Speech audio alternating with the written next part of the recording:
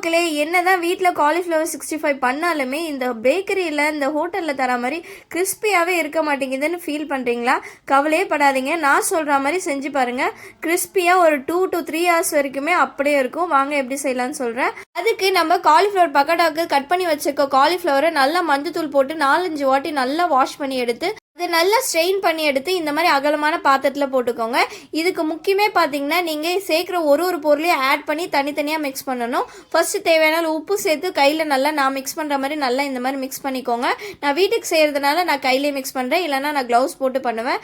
அடுத்து பார்த்தீங்கன்னா லெமனு, அதுக்கப்புறம் இஞ்சி பூண்டு பேஸ்ட்டுன்னு எல்லாமே தனித்தனியாக சேர்த்து மிக்ஸ் பண்ணிவிட்டேன்.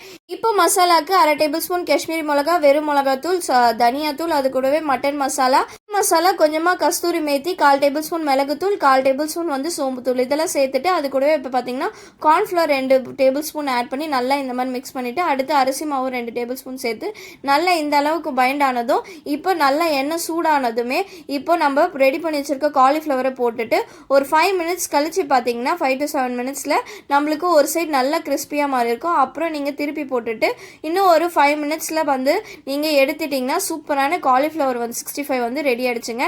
இது கண்டிப்பாக சொல்ல 2 to 3 hours வரைக்குமே வந்து உங்களுக்கு அந்த கிறிஸ்பினஸ் லைட்டாக இருந்துகிட்டே இருக்கும். கண்டிப்பாக ட்ரை பண்ணி பார்த்துட்டு எப்படி இருக்குன்னு மறக்காமல் கமெண்ட் செக்ஷனில் சொல்லுங்கள். இதே மாதிரி நாளைக்கு ஒரு ஷார்ட்ஸில் பார்ப்போம். பாய்.